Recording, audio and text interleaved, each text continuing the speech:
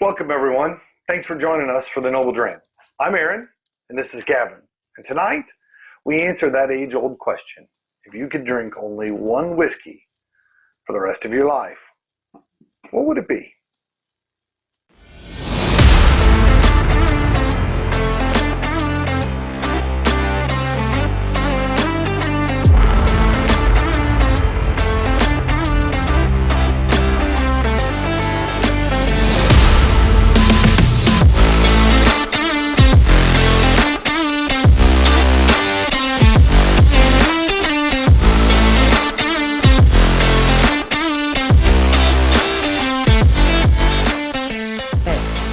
Folks, here we go. So Aaron and I often get asked if we could have one whiskey for the rest of our life, what would it be? Yeah, it's the obvious follow-up. Somebody comes in, sits in your whiskey room. There's lots of whiskey in here, and they say, "What's your favorite?" I was like, "Man, that's so hard to pick, right? It's like picking your favorite kid. I mean, we all know who it is, but we just don't say it. My favorite kid. Yeah, it's easy with only one he knows of. Yeah, so then whenever you tell somebody like, "Hey, it's so hard to pick one favorite," they say, "Yeah, but if you could only ever have one from now on, which one would you pick?" It's the obvious explanation question, I think. And for me, not only is it my favorite, but what's the scenario, right? So I actually played a game with myself on this and tried to figure out, well, what's the scenario? Like, is it if I could only have one whiskey for the rest of my life, or if I was trying to run a Highland and I could only have one whiskey? For me, those could be different answers. Yeah, this was a hard one. Yeah, I'll be honest. Selecting sometimes is pretty easy. You just walk, obviously this one. This one was tough. There was all sorts of things that came in. Right? Is this a limitless supply? Right? Is it I get one bottle? Is this I'm running off the airplane and jumping on the slide to get to the desert island, and I can only bring one with me, and I'm going to have to savor that because it's my only bottle I'll ever have for the rest of my life? That does feel different than, yeah, you can go buy as much as you want. Do you have to pay for it? Like sometimes when people will say, you ask this question, they say, "Oh, it would be this one." I was like, "Yeah, but it's a really expensive bottle for you to have as your only bottle you can ever drink." So like, does cost come into play? It was a tough question. Yes. Yeah, for sure. So we cheated. Let's be honest. We said pick one. And then we began picking, and we had 7 or 8 number ones. And so, like I said, It's like saying you're my best friend, but you've got 7 best friends, right? Yeah. So we said, well, what if we picked 3? We still had to pick one, but we're going to present 3, and then we're going to make the other guy guess which one it is we're drinking. That sounds so fun. I'm excited about this one. Yeah, we'll see how tough it is. This may be easier than we think. And there's going to be some outliers here, So yeah, you want me to go first? Yeah, why don't you go first? Okay. So just to recap, if you could only have one whiskey for the rest of your life, and you can take that in a couple different directions, but if you could only have one whiskey for the rest of your life, what would it be? So we pre-poured this, each of us out of the room, so we don't know what the other guy poured. But I'm going to go ahead and open this up. We'll let you guys know what's in the glass. But I don't want Gavin to know. That was the key. All right, so in my 3, I guess I'll give the names and then I'll walk through kind of why. First one, Highland Park's Cask Strength. This happens to be release number 4. Springbank 12-year Cask Strength. And then Lagavulin Distiller's Edition. Make sure you get those so they're real pretty. You can see the labels. So, not too surprising for me. I ended up with 3 scotches. No kidding. To be honest, though, there was a lot of thought of bourbon. And part of this comes down to if you could only have one bottle from now on, I've got to be able to make cocktails with it, right? So then it became this question of, well, if I'm going to make a cocktail with it, which whiskey do I want to make a cocktail of? I'm a big smoky peaty guy, but there's parts of the years where it's really hot in Houston, and it's really tough to sit and drink a peated Scotch with your feet over the edge of the pool. And so I bounce back and forth, right? Like a peated Scotch on a cold evening sitting out on the back patio is about as good as it gets. So I gotta play back and forth. I know this isn't completely true because I have a Lagavulin that's only 43%, but I've got a 54% and a 64%, right? My other thought was like, sometimes you want higher proof, and I can always put a little water to bring it down, just can't put anything to push it back up. So it kind of made me lean towards a little bit higher proof whiskeys. So ultimately, I struggled between the three because I think they all had merit, right? For me, Lagavulin has and always will be my favorite bottle, right? It's a bottle that has always spoke to me. When people ask me what Scotch should taste like, I say, if you don't like Lagavulin, you don't really like Scotch. But no judgment. But the beautiful, funky, caramelized sugar notes that show up in a classic Campbelltown, it's hard to top that. And then ultimately, Highland Park, which is, again, like we've gone all the way across the island, right? Like this is as far north as you can practically get and still call it Scotland. These guys use a bit of that peat, a bit of that smoke. It's got the coastal vibe that shows up in these, a little bit of that briny, salty flavor, a heavier sherry influence than you get out of the other two. That kind of flavor profile begins to show up. And then if we were expanding this out, I'd have a sherried Highland or a Space Hide, right? Something really sherry sweet, a big sherry bomb.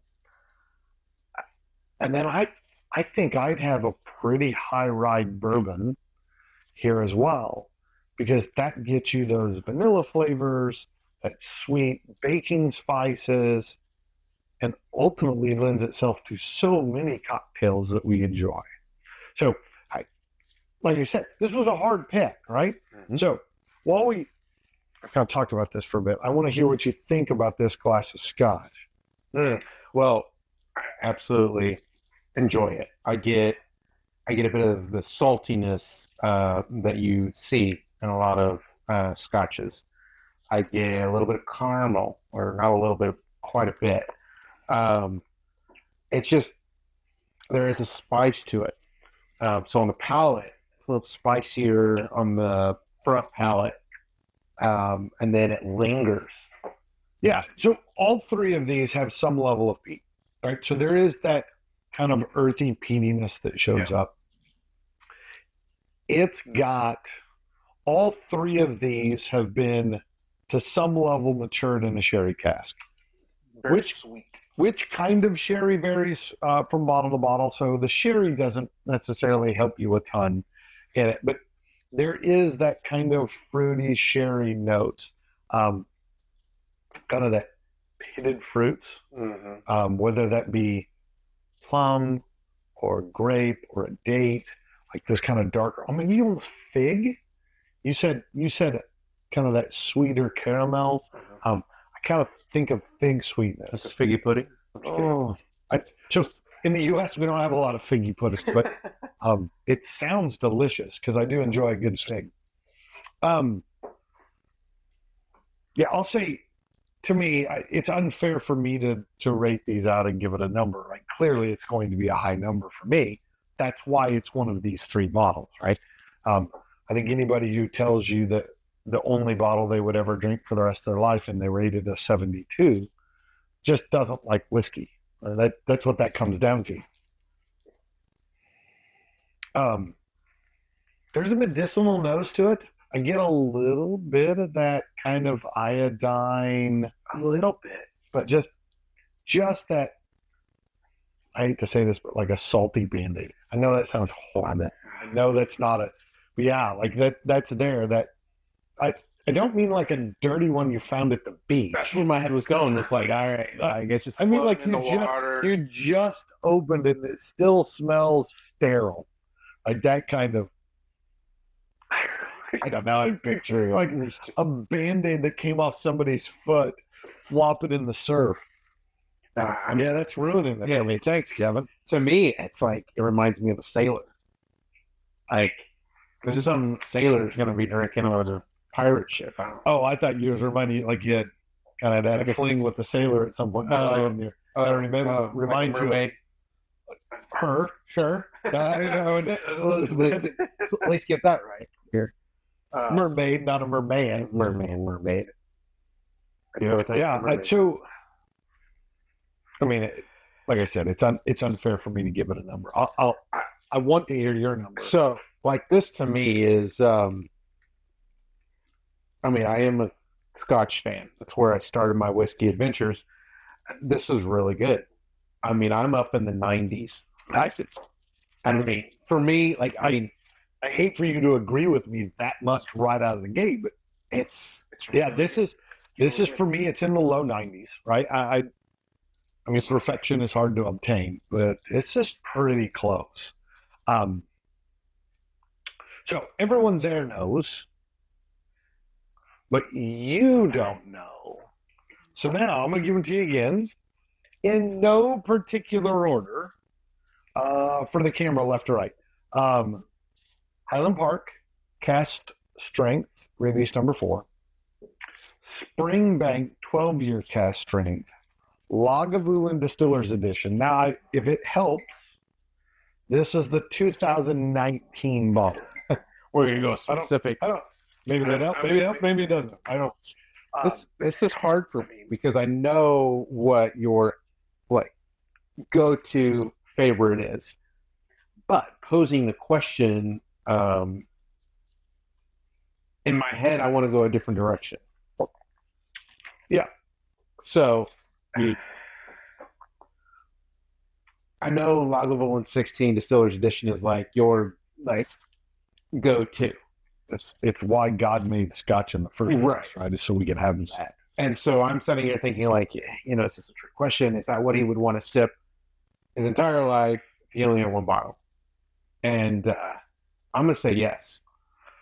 Man, this is exciting. This is Highland Park. I knew it because Cask Strength. Oh, Cask Strength. So I'll tell you the reason why. It was Cask Strength, which gave me the ability to water it down. Yeah.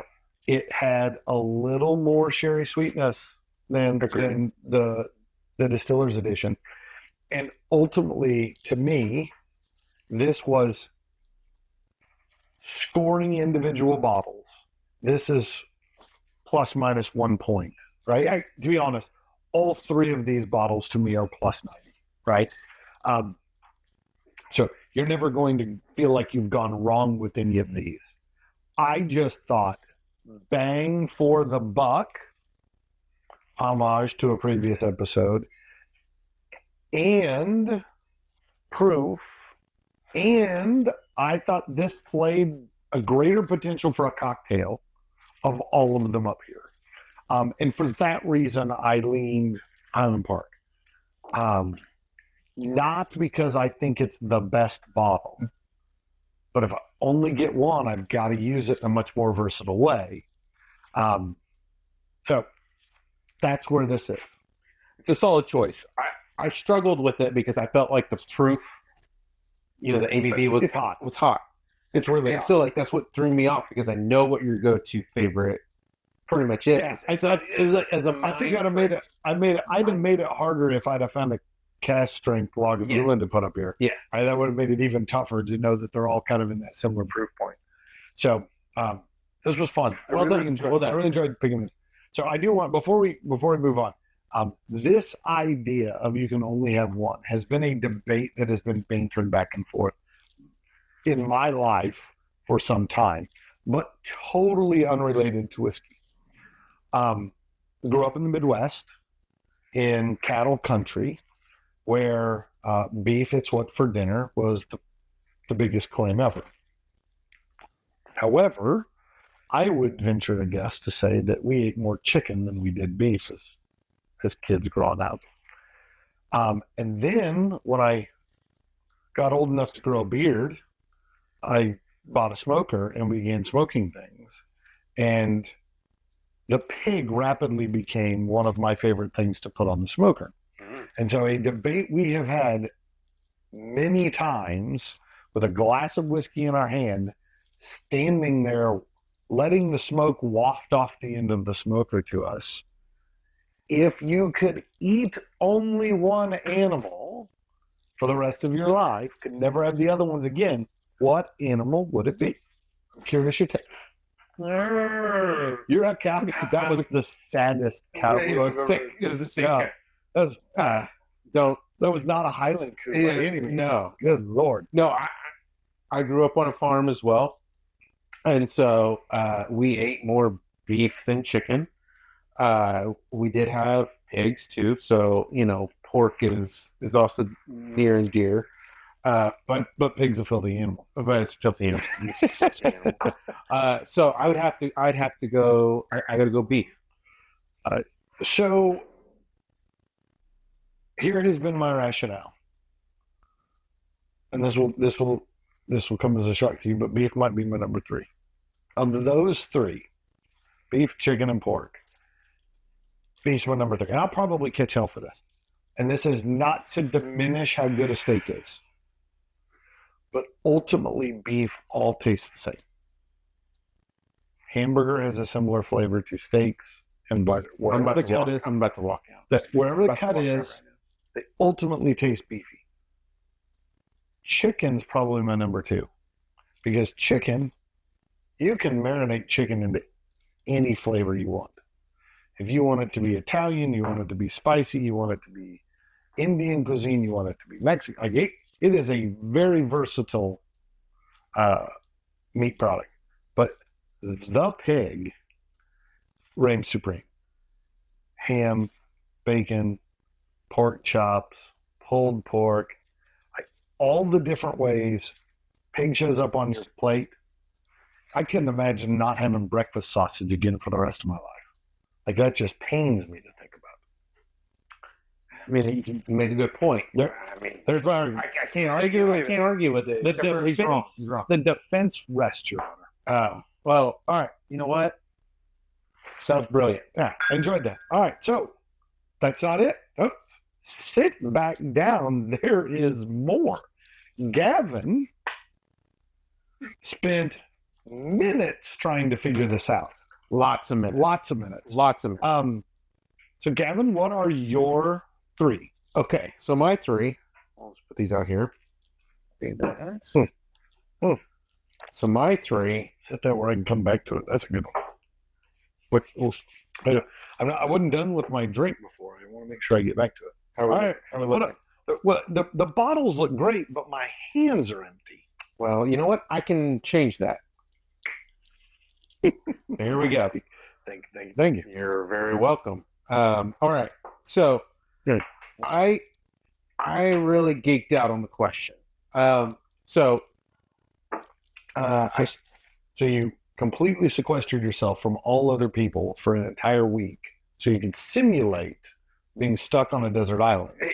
Essentially, it's method acting at its finest. Yes. Yeah. I literally did Castaway, and you and Wilson sat around. Yeah, Wilson. So I'm a voice actor too. Gavin started this week without a beard. Yeah, that's how long he's been casting.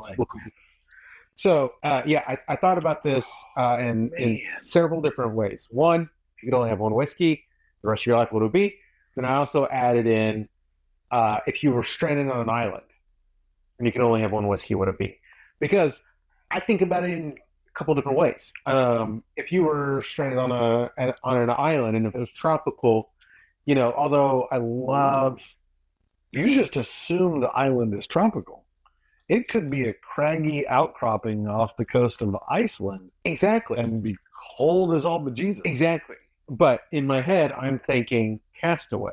Tom Okay. Hanks. So that's where my head went. So But immediately, in that premise, is it just one bottle? Like that's the only No, one? no, You have to ration it like No. crazy? let's just say I played that scenario out. There's a funky, weird I spring literally- that disputes out whiskey. Okay. I like literally that. played it out in several different ways. One is if you could only have one bottle. And then I was thinking, maybe it's not one bottle. Maybe you hit the jackpot and there's a whole sash. Yeah. Well, there's like Cask. It's like manna from heaven Yes. for the Israelites. Every morning you wake up, there is a full bottle sitting in front of the tent. Or The Walking Dead. And you're sequestered on one island. You get all of this whiskey. It's like one distillery on one island. And that's all you get. All You of it. just had Scotland to yourself. Yeah. Oh, that would be pretty. Think about it. So immediately when we came up with this question, I immediately went to the Balvenie, a Caribbean cask, 14 years. Caribbean. Yes. Caribbean islands is a Exactly. Caribbean cask. It makes sense. I mean, Makes sense. to me, it just saying, all right, let's go. It's what do we have? 43% on this one ABV, and so For the record, great bottle. it is a great I bottle. may have sat and sipped a glass of it at the office yesterday. Seriously, Yeah. I mean, no, yeah.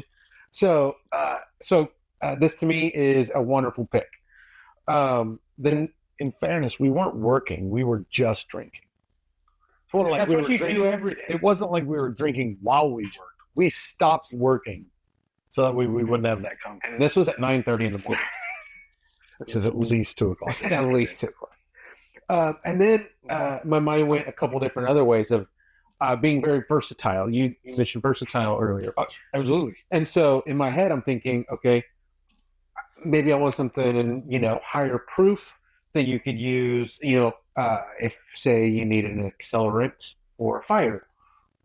Okay, that's a different mindset. I guess Right. if you got a new bottle every morning when you woke up, use it for whatever you want. If you had a Disinfect wounds with it. Like, who exactly, cares? right? 100%. Disinfecting wounds. Yeah, So- you did take this. So I went deep with it, and so I started thinking about that, and so I tried to do something that, even though if you could only have one of that whiskey for the rest of your life, I tried to make it a little bit unique. So You want something you can still sip neat, right, right? and if you want to put a little water in it, you could do that. But I also started thinking about it. If it's a single barrel, not every barrel is going to be the same every single time. Oh, so you could go into the store and get another one, but it's not really the exact same. as the one. Exactly. So you might get a little bit of difference in the profile. Oh, look at you figuring out a loophole in the rules. Right. Exactly. All right. So that's where I went with Russell's Reserve single barrel. And we're at 55% on this. So, It's a great one. yeah. So solid. I may own multiple bottles worth of that There stuff. may even be more whiskey in this. Yeah, no. So far, you've picked 2 distilleries, and then you've picked, arguably, in what I'll say is the widely available offerings, you've picked the 2 best from both of them. In my mind, I know there are really, really fancy Balvenis, and that I'm not saying that this is better than the Tunes or any of those. But in the way of, like, you can go into a store and pick up a bottle, the Caribbean Cask is a great bottle. Absolutely better than the 12-year double cask, in my mind.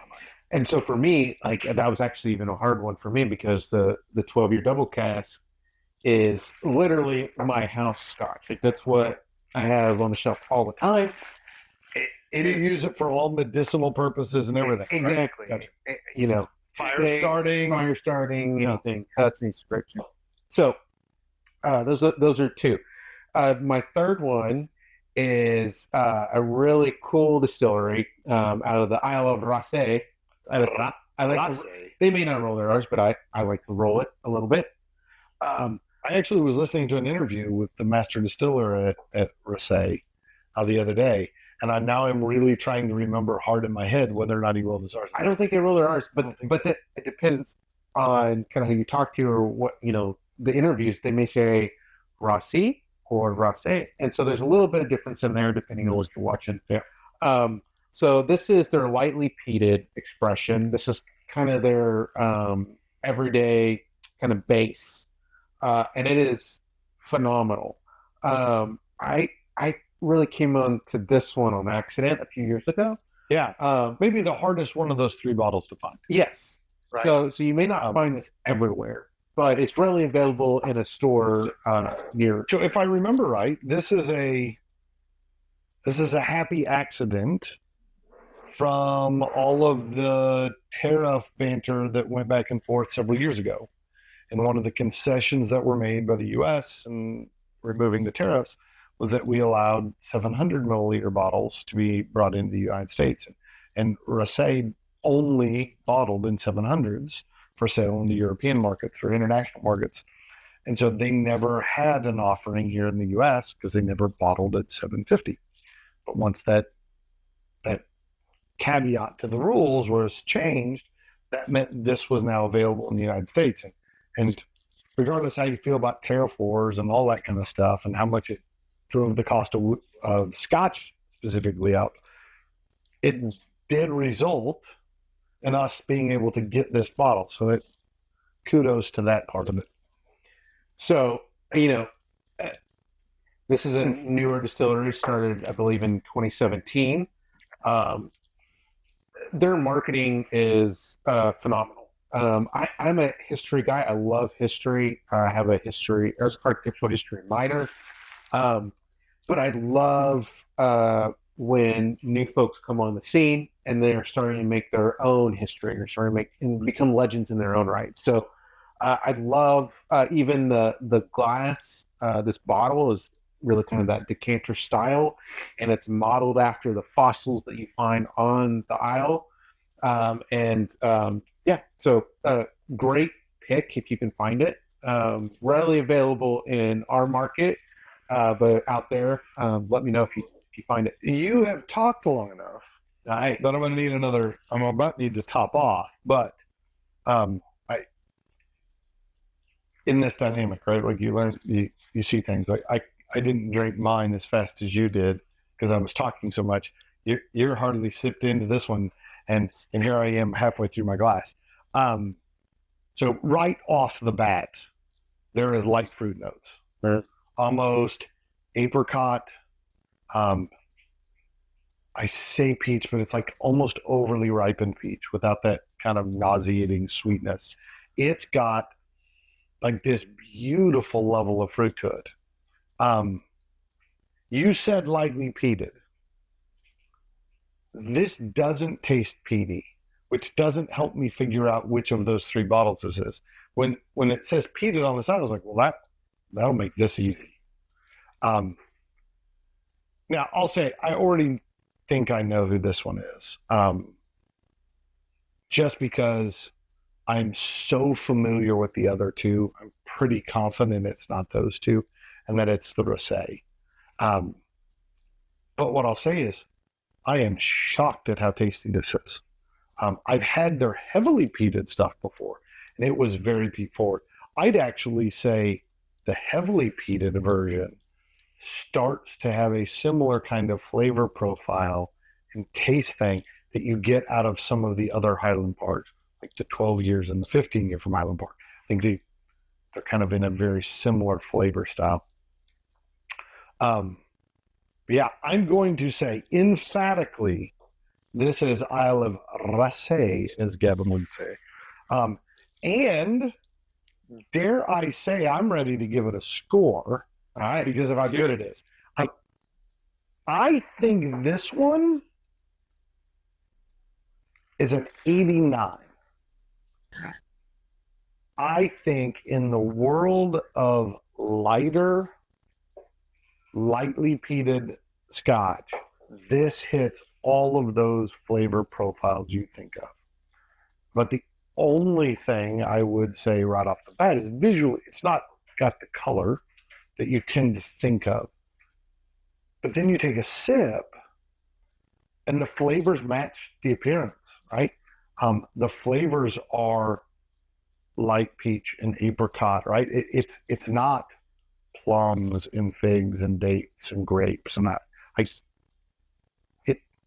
It didn't throw you off by looking one way and behaving in a different way. Yeah, that's excellent, Kevin. That is really tasty. Wait, I shouldn't be so presumptuous. Was that right? Yeah, you were right. Okay. You're right. All right. You're right. Yeah. So this was like something that just came out of the blue for me about 2 years ago, and it's something that I've had on the shelf ever since. I enjoy it. Yeah, I absolutely get it. Right. The soft notes, the more you sit here and just kind of let it linger, like you get a bit of that peatiness. It's not smoky, right? But there's an earthiness that shows up in there. Yeah, I'd have been happy with any of those three poured in the glass, but I'm really glad we got to try that one tonight. Absolutely. So so what number do you get this one? You're not going to get out of here that easy. I mean, I have to give a number. You have to give a number. Like this to me, it's setting comfortably at a 90 for me. I have it on the shelf. I have a couple of expressions. Planning to get a few more. To me, the next time we go back to Scotland, this is one of the distilleries that I am really looking forward to trying to hit. Yeah, I mean it's a jaunt out there because you have to go. You have to go to Skye. You have to go to Skye, get all the way to the far edge of Skye, jump on a ferry to get over to Rassay. And the good news is, when you get to Rassay, it's not very big and everything's near the ferry landing. Well, so you can walk from the ferry landing to the distillery. Think about this. So the Isle of Raasay is about the size of Manhattan in land size. There's only about 180 people that live there. So much better than Manhattan. Yeah, much better. And so I'm super stoked the next time we go, which hopefully maybe next year. Yeah. So I was going to say one other fun anecdotal bit about Rassay when I was listening to this interview with the master distiller. Well, one of the things they do different than most distilleries is most of the time, if they are trying to establish the amount of peat, they will blend peated and unpeated barley together to create a lower parts per million peat within the grains that then get mashed, fermented, distilled, and all that stuff, and then age collectively at a lower parts per million peat. But what these guys are doing, they bring in peated barley and make whiskey. And then they take unpeated barley and make whiskey. And then at the end, they control how much of the peated and how much of the unpeated go together, such that the way in which the peated whiskey ages is just like anyone else's fully peated whiskey. So they can control how that barrel interacts with the peat. They can really fine-tune exactly what they want. And I hear him talk about this on the interview, and then sitting down here and looking at the bottle when it talks about how they've done that. I think it's a really cool testament to really what turns out their master distiller had been a master blender before he showed up at Rassay. That's such a fun story, and just like every other bottle up here, there's always fun stories at every other distillery. So For sure. that. So I have a fun question for us. All right. So much like our, if you could only have like one meat or one, for the rest of your life, one critter, what would it be? My question is, if you could, I'll be honest, I'm nervous now. Yeah, I'm nervous. Yeah. If you could only listen to one song the rest of your life, one song? Not even one band? not one band, artist? one song. Oh my God. You realize how quickly that song would get old? Oh yeah. That's why you gotta. I mean, that's why it's a little tricky because you gotta think of something that is not gonna just totally annoy you a day after. Do you realize how much of your life you would not listen to music if it was But here's the only one thing: song? it's not like you have to listen to it at all times. Just plays continuously. It's not. in the It's background. not like. It's not. Yeah, it doesn't play 24/7. God, But if you wanted to listen to one song, what that would would it be be? brutal. Man, God, Gavin, that's a brutal question. So, like, I think there's a tendency to say, well, I want to go to whatever the cool new song right now is, whatever's currently popular.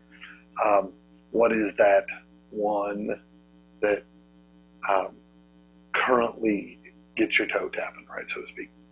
Are you a toe tapper? First off, are you? For sure. Like I'm an air drummer in the car, like for sure. I sing in the shower. Hell, I sing everywhere, right? I'm not good at it. I should clarify. Not good. I just enjoy singing. I think the other thought process here is like, well, I'm going to go classic. Right? And I don't mean classical necessarily, but maybe. But like this, like a song that has always been great, right?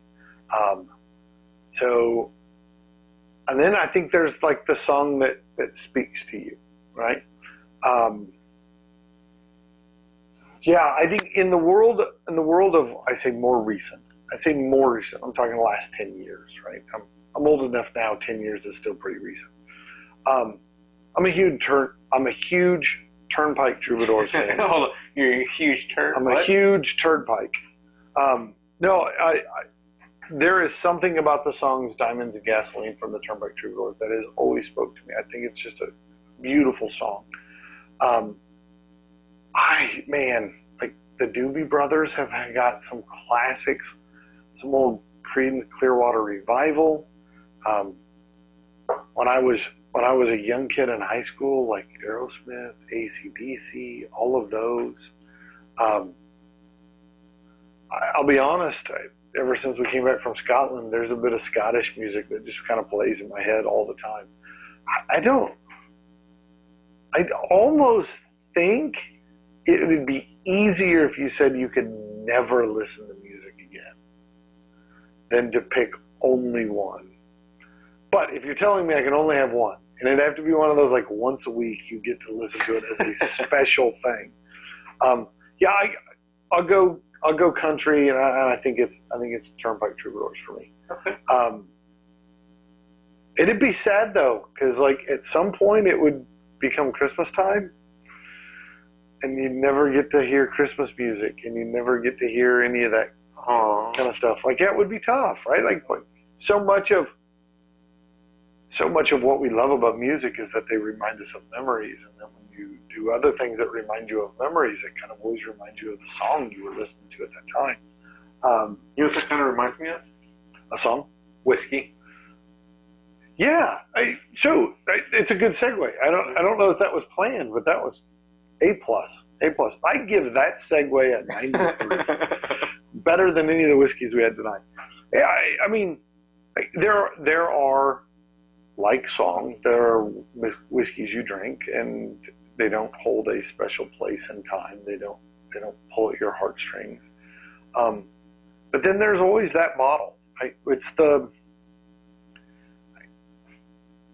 my dad's still around. I'm not saying my dad's gone, but at some point there will be the last class I ever shared with my dad. There is bottles from a distillery that we visited together, right? And like that will mean something. Here in a few weeks, we're heading to Kentucky, and there will be places we go and bottles we try while we're there that will always remind me of that weekend. I can tell you the first glass of whiskey that I thought that's the one. Like I get why people drink this. They all carry that little bit of specialness to it, and some of them are just like that. I remember that was a gift from somebody, and that holds a special place to me. So, for sure, there's a lot of similarities between music and the drinks we have while we listen to them. For sure, absolutely. Okay, so Turnabout is fair play, Gavin. Mm-hmm. And you have had time to think about this because you thought of the song or thought of the question. So what is your one song? And you get I had pizza and fast food restaurants on my list of questions we could throw. Yours are much better than mine. I might have to step up my question game. So for me, there's a lot of great bands. Music's been a big part of my life. But my favorite band of all time is Nickel Creek. Nickel Creek. Nickel Creek. It's what got me really into... I'm going to write this down. Yeah. I've never even heard of Nickel Creek. Oh, you'll love them. So I got a mandolin for Christmas when I think I was a senior in high school. And it was all because of Nickel Creek. Her name was Amanda Lynn? Sorry, I couldn't help it. Dad jokes just come out. No, it's funny. I'm picturing you dating a girl named Amanda Lynn. Well, I married Amanda Lynn. Wait, we gotta be careful how much personal information we share without her written consent. We'll probably need to have her sign a waiver now. Probably. But I'm married. That is amazing. Yeah. But I play the mandolin. Yeah, you do. Yeah, I do. Yeah, he does. Bottoms up. Yeah, bottom. Sorry, that was a Whiskey musical reference. Sorry, love. So it's what got me really into playing music. So I had guitar lessons when I was in middle school with a middle school friend at a local shop back home called Daddy-O's, and a guitar teacher at the time was actually turned out to be a very popular musician that you can hear on the radio. But the guitar wasn't... Was he in Nickel Creek? No. The All-American Rejects. Nick, you're out there, buddy. So that was... it would be better if Nick played in Nickel Creek. Yeah, no, but Nick is the guitarist for the All-American Rejects, and I set in on a few lessons with my buddy Daniel at the local guitar shop. But the guitar just wasn't really hitting it for me, and it wasn't until a few years later I really started getting into kind of Americana and bluegrass music, and Nickel Creek as literally the foremost mandolinist in the world. And so I'm not positive how to spell mandolinist, and so I'm just going to leave that off. You just leave it off the list. I may have just made that term up. I don't know. You tell me out there. Hold up. Maybe it's a mandolier. A mandolier. Maybe. I don't know. I think that's a Star Wars. We'll see. But let us know in the comments. But I started learning how to play the mandolin, and the song "A Lighthouse's Tale" just really spoke to me. And so I believe Chris, who's the mandolinist or the mandolier, or you'd let us know. Mandalorian. No, that's different. Yes, that's different. That's a whole different. A Lighthouse's Tale. Yes. And I believe Chris wrote the song when he was... We're going to put that song as the closing credits for tonight's episode. Here we go. But I believe he wrote the song when he was 16 or so, and it's just become like an anthem, I think, for the band, at least for the sixth time that I've seen them in concert. That is the one that I just go the loudest for. I love it. This is great. I will listen to that to the day I die. If there was a song that you were going to pick that just feels quintessentially Gavin, it's from a band we've never heard of, from an instrument most of us don't know how to spell. I get this quintessential Gavin. So, Nickel Creek is credited for kind of helping create the whole genre of Americana. So if you've heard the term Americana, they are the band that helped start that whole thing. We all know Americano because that's Italian. Oh, it's for the Italian our version. Yeah, no, our coffee, right? Espresso with water in it. Great question. So this would be the part where we always ask you, did you agree with us on whiskey? I'm actually going to twist this a little bit. how do you feel about our thoughts on songs? And that may get a bigger response than we do on the whiskey. Ultimately, what we really want to know is what do you guys think?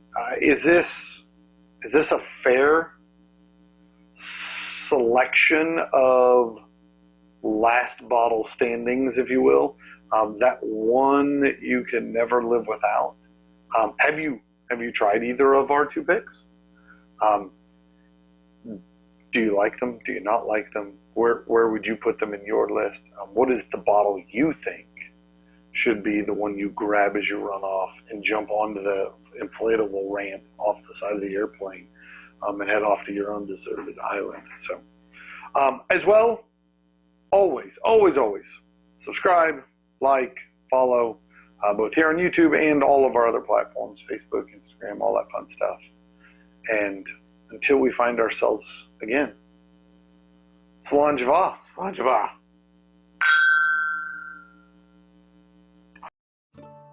We want to thank you, our noble listener, for joining us. We believe each whiskey has a story, and so do you. So give us your thoughts by leaving a comment. And if you have a whiskey you'd like to see us share, let us know. You don't want to miss a single episode, so subscribe to our YouTube channel. And make sure to like us on Facebook and follow us on Instagram to stay up to date on the Noble Dram. And if you find watching this difficult, you can always listen to each episode on Apple Podcasts and Spotify. As always, be noble and enjoy your dram responsibly. I am alive.